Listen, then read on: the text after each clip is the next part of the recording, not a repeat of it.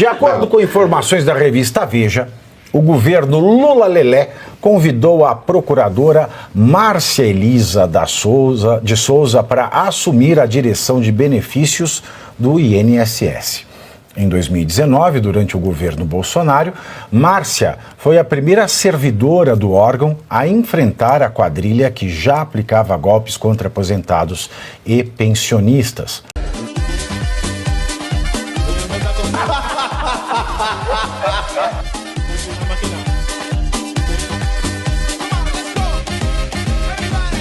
Mortalidade infantil reborn, tá? Vai ficar bonito no papel, você põe isso aí, o seu eleitorado de esquerda vai pirar. De acordo com informações da revista Veja, o governo Lula-Lelé convidou a procuradora Márcia Elisa de Souza para assumir a direção de benefícios do INSS.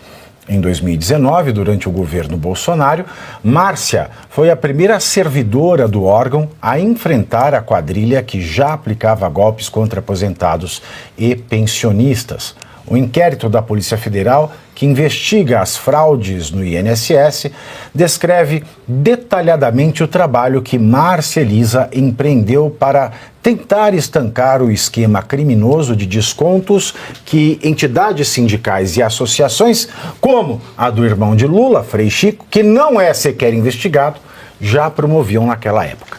Naquele ano de 2019, Márcia conseguiu suspender os descontos de pelo menos 4 associações.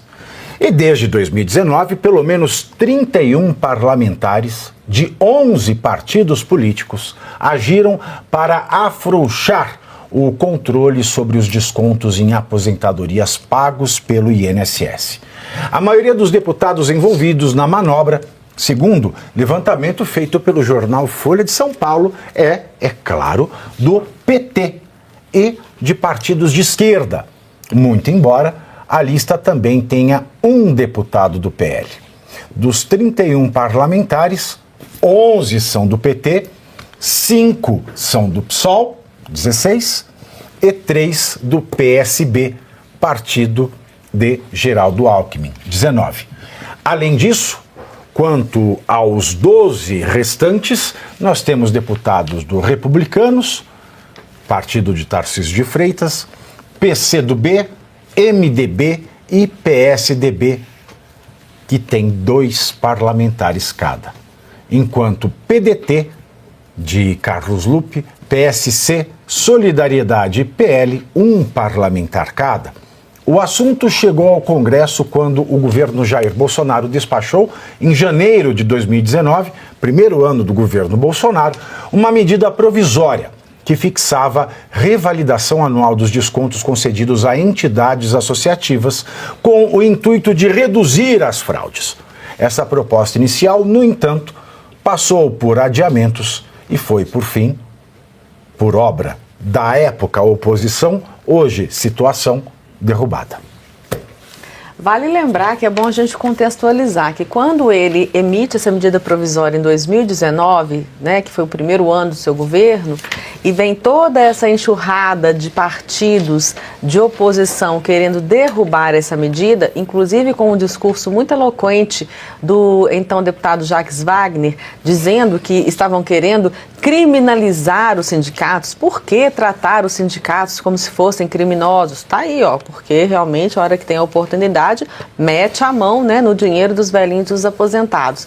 E só que logo depois veio a pandemia, né, gente, um ano depois, 2020. Então, assim, as prioridades do governo a partir da pandemia, elas se tornam totalmente confusas. É como se diz, é como se nós tivéssemos entrado em guerra. É uma situação extremamente excepcional, onde às vezes outras pautas realmente ficam em segundo plano em virtude daquilo que você precisa estancar, no caso de uma guerra ou no caso de uma pandemia, como foi em 2020 e pegando aí 2021. Mas é indispensável a gente pontuar, porque a oposição, uma vez que está percebendo que não vai ter como barrar a CPMI, vai tentar esvaziá-la, como fez com a CPMI de 8 de janeiro, pegando relatoria, já estão indicando Tabata Amaral para ser relatora, e se isso acontecer, eles esvaziam a discussão da CPMI, impedindo que pessoas sejam convocadas, etc. e tal.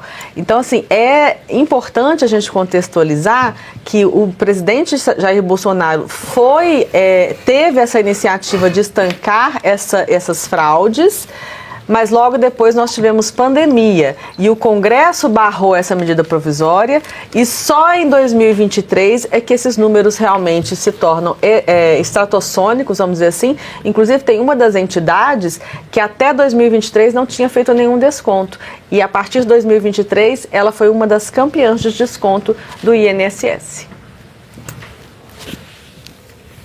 Não é absurdo? Quem quer chocolate? Eu queria dizer o seguinte, o governo Lula está perdido nessa história, que eu insisto, vai ser o grande tema da oposição no ano que vem, porque roubaram os velhinhos no governo Lula, ponto. Né? Quanto mais mexe, mais a gente descobre escândalos.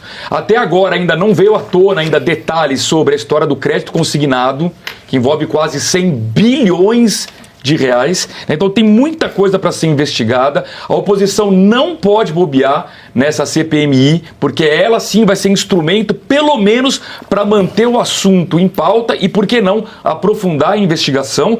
E o governo desesperado tentou passar para a sociedade uma imagem de que ele é bonzinho, que agora ele vai devolver o dinheiro para os aposentados com recursos próprios, que na verdade nada mais é do que recurso próprio, nada mais é do que imposto pago pela sociedade. E né? O próprio aposentado, inclusive, ele está se pagando, entre outras coisas. Exato. Então vamos ficar de olhos bem abertos realmente, porque o governo precisa ser mais transparente nesse tema também. A gente precisa terminar de abrir essa caixa preta e entender principalmente para onde ia o dinheiro. Será que esse dinheiro ficava apenas parado nesses sindicatos e nessas associações ou tinha político por trás disso? Mas olha, quando mexi nesse negócio do consignado, do empréstimo consignado, só uma dica para quem quiser investigar, viu? Dona Márcia. Bancopan.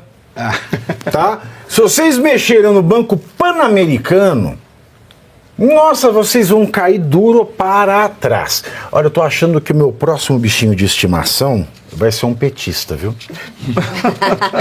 O animal para defender o dono. Não, isso é bom mesmo. Agora, a Márcia legal essa daí. É a Márcia que tá, né, vindo como a grande xerifa. Bom, é o governo do PT gritando pega ladrão. Só que a questão é que eles são os ladrões.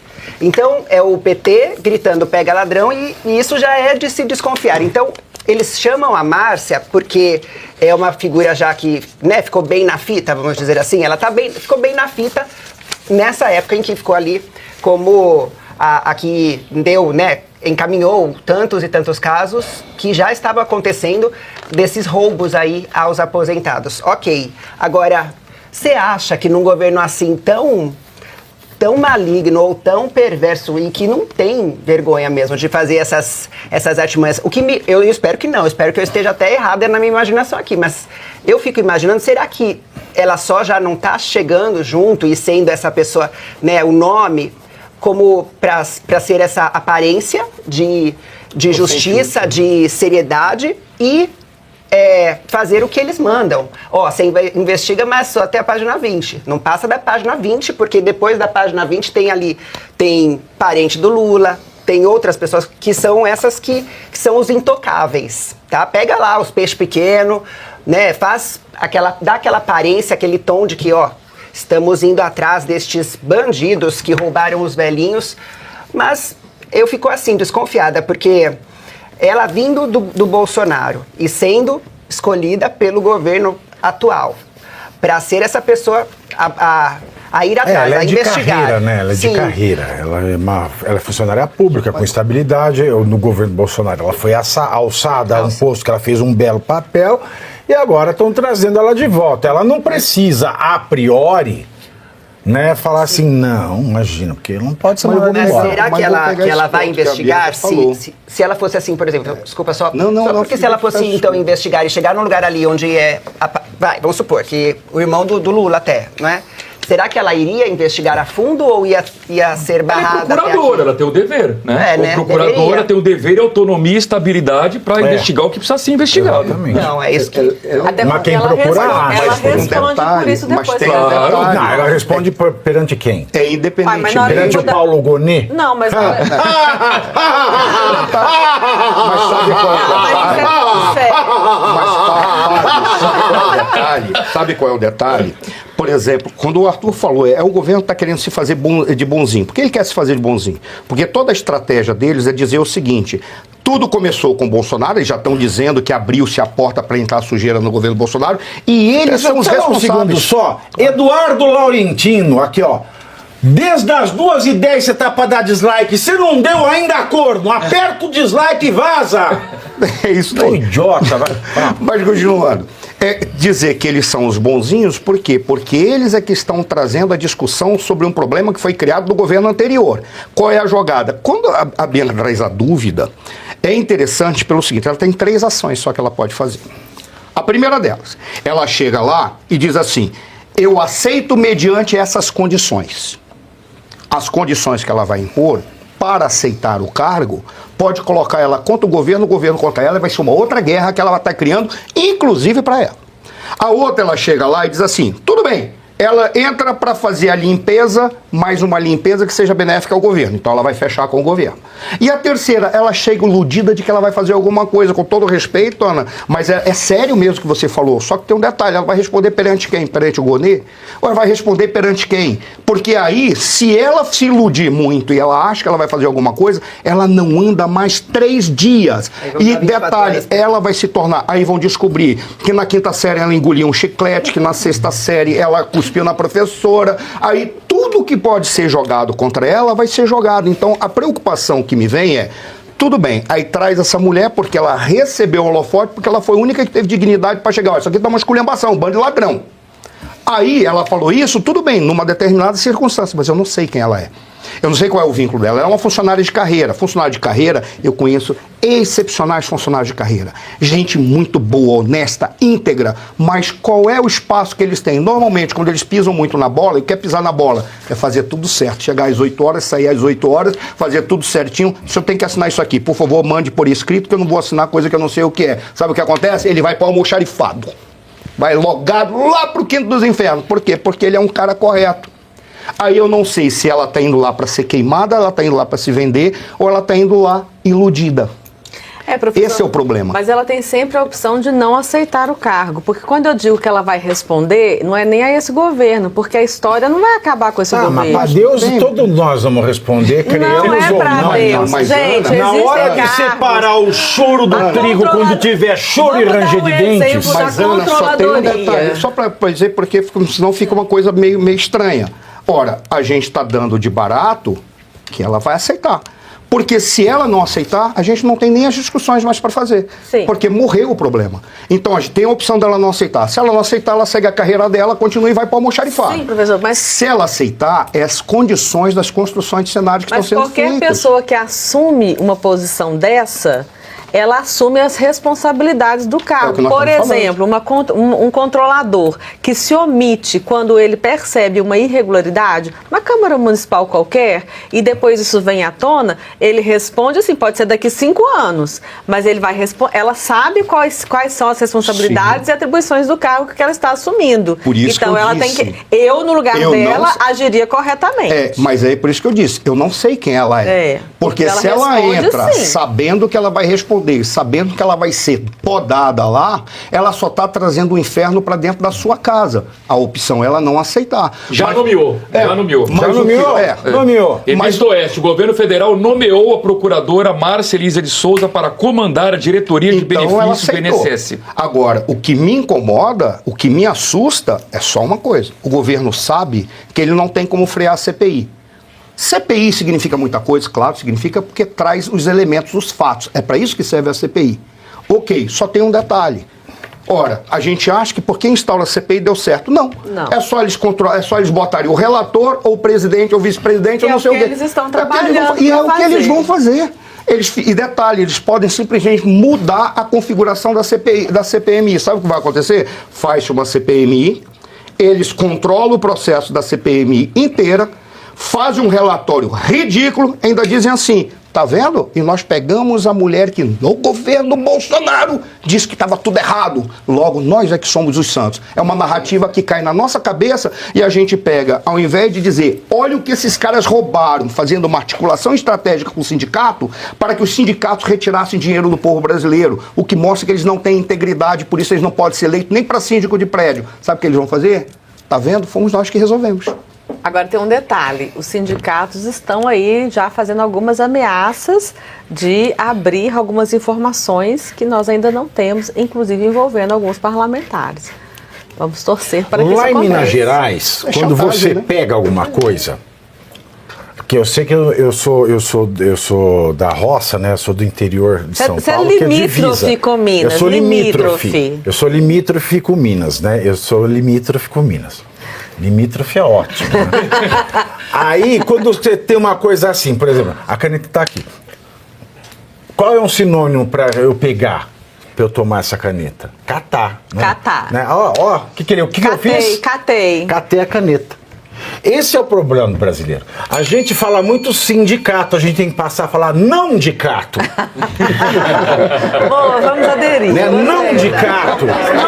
Menos sindicato e mais não dicato. Eles vão catando as coisas dos aposentados, as coisas que não é deles. Bom, vamos falar da loucademia do golpe? Sou louca como el tigre, louca, como dizia a Shakira. Você já viram aquele vídeo? Aliás, eu gosto de ver Instagram as coisas engraçadas da vida. Você já viu aquela mulher que foi no descarrego, que ela estava possuída por um diabo, e o diabo cantava a música da Shakira? Você viu essa? Eu não vi isso, não. Né? Não, é verdade. O pastor pegava a mulher estava assim,